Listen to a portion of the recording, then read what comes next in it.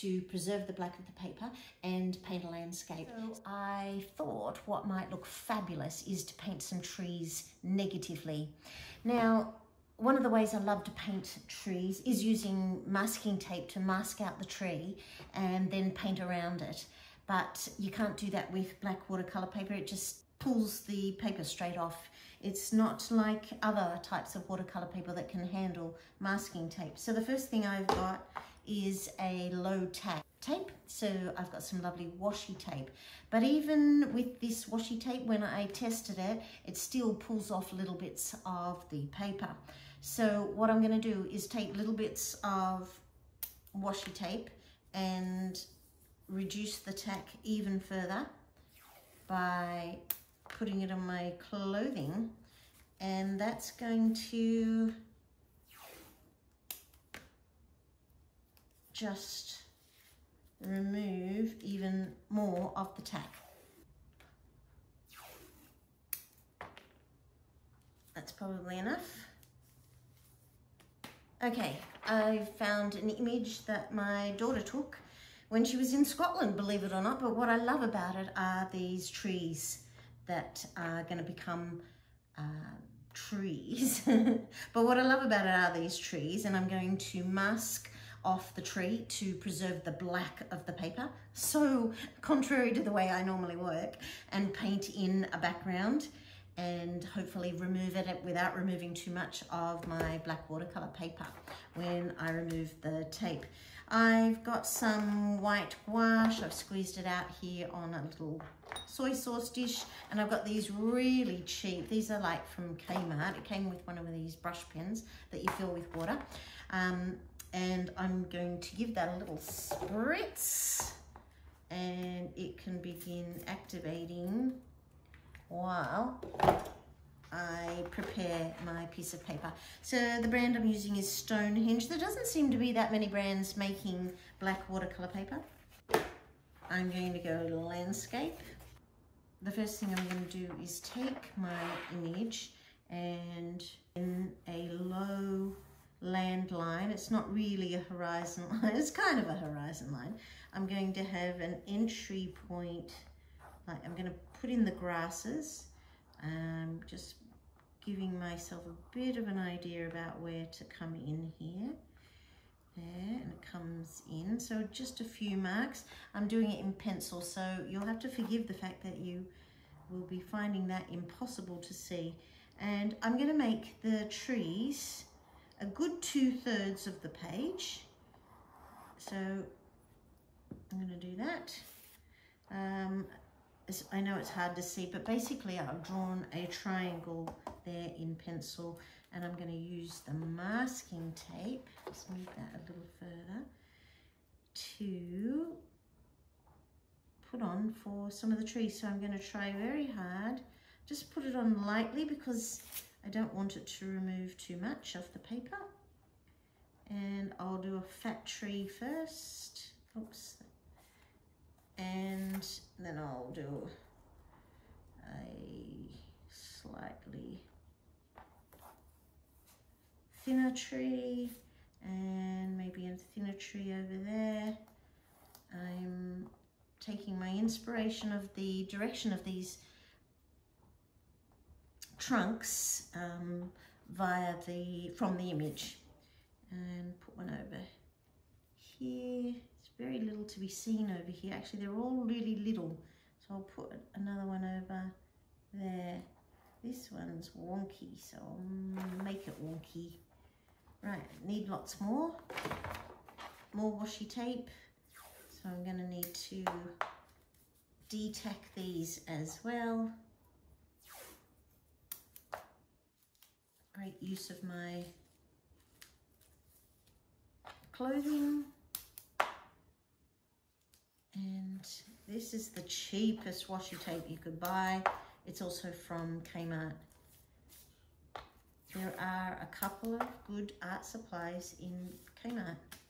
Right, then I'm going to make some thin ones by tearing the washi tape down. Oh, how perfect is that? Do make that a super thin one, and I'll keep tearing. Oh, that's better.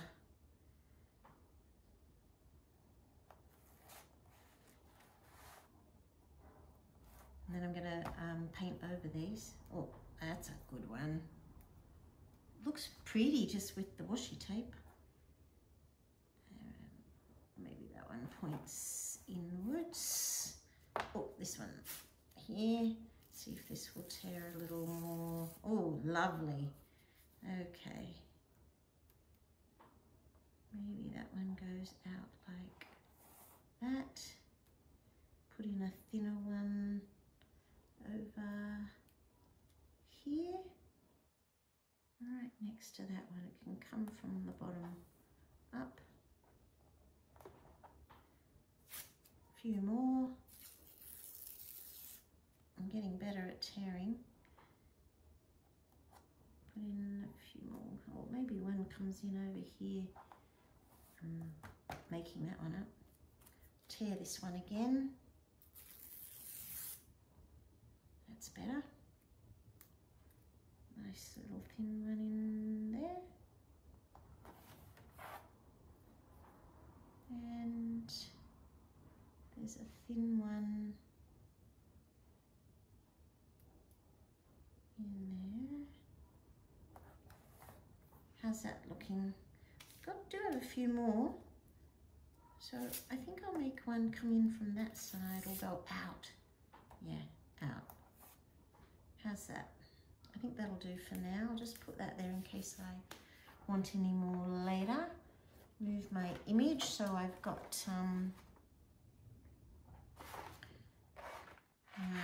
white. Now I am going to have to press it down so that I can paint over these pieces of washi tape. This is total experiment time. I don't know if this is going to work or not. Here's my white gouache, and I'm going to take great note of where the whites are. I'm literally going to paint the whites, so it comes along like that. There, comes along. Let's get some water and soften some of those up. Just a bit of water, make it go that way. Water.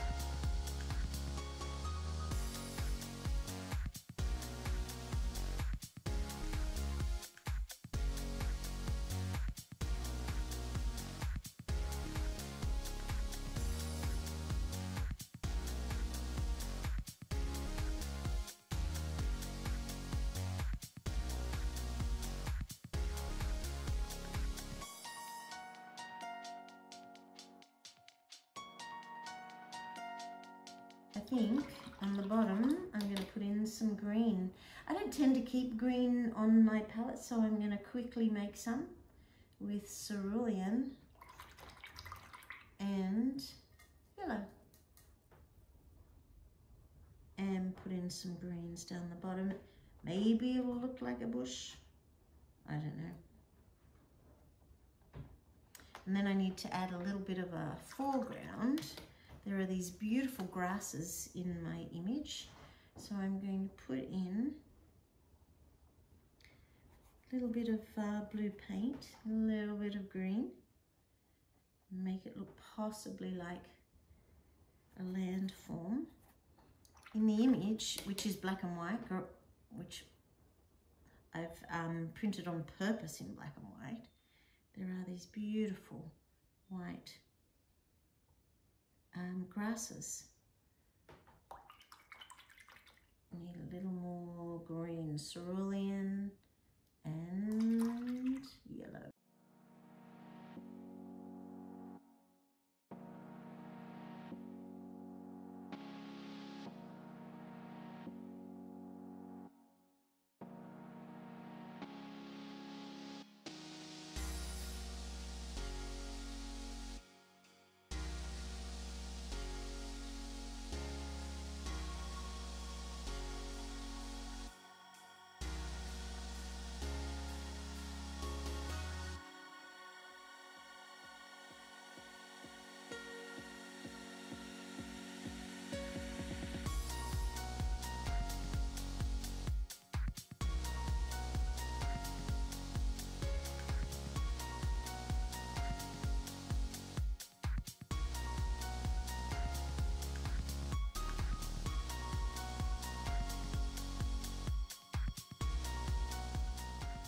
Gouache. Then I'm going to grab my little tiny liner brush and start making beautiful grass marks. Some of these little grass marks can come right up. I could add some more after I take the trees off. Put in just some for now while it's all lovely and wet. Get all that beautiful blending going on. On top of that, I'm going to add some white marks. They're just mixing a bit, so I'm going to let that dry before adding a few more. And then this side, there's some grassy marks, just a few grassy marks. And then there's these beautiful little flowers. So I think this is the point at which I'm going to get inventive and mix some pink and into the white.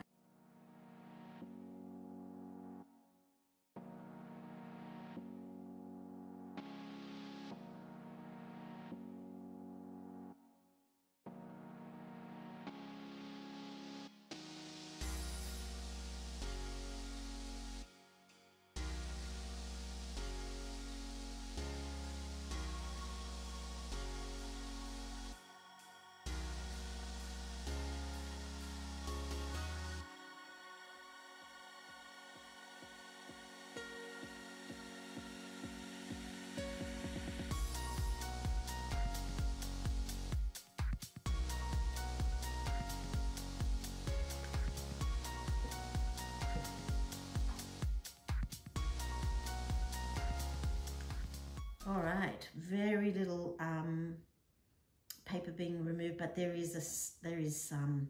I'll just show you that if you can see how much black paper is being pulled up. If anyone has a better idea, I'd love to hear from you about preserving the space on black watercolor paper, but this will do for now. Oh, it's ripping it a little bit. Maybe I could have rubbed it a few times perhaps on my top. I'm not sure. Trying to be gentle as I remove it. But it's creating really beautiful shapes. That part I've succeeded in. And if I go slower, makes no difference whether I pull fast or slow. Let me see. No, it's the same. I'll do it again fast. Ooh, is it a bit better? That's impossible to tell. I'd need to do an actual test. Though pulling it off more quickly is more fun. Oops, that one stuck to me. Ugh. All right. It's really effective. It's really effective. It's looking very abstract at the moment. They could be trees, maybe they are. The clouds are certainly looking like clouds. I'm loving that aspect of it. And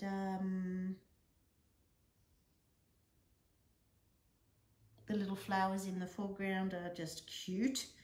And this is a lovely little entry point into the painting, has worked nicely. So that had been worked out first. I think I might add a few more pink flowers. Oh no, I've got these beautiful colours here.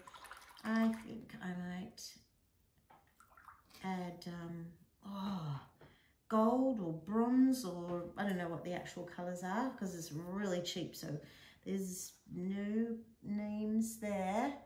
And on the back it just says metallic watercolour paint, 7 colours. No details, it doesn't matter. This one is wonderfully warm. I wonder if that will make fabulous. Oh yeah, look at that. Oh, that's just fun, putting it in amongst the little pink suggestions I had of flowers. Oh, it's so easy at this point to go overboard. I need that to dry a little more before I flick some more through of my brush so that I can do that. Oops, that didn't work. That. It's really hard to get this brush to give a thin mark because it's actually a mop brush. So I'm going to dump that one and go back to my little liner brush, wet it, and load up with this bronzy. Oh, it's so beautiful. Now let's see if I can make those marks go.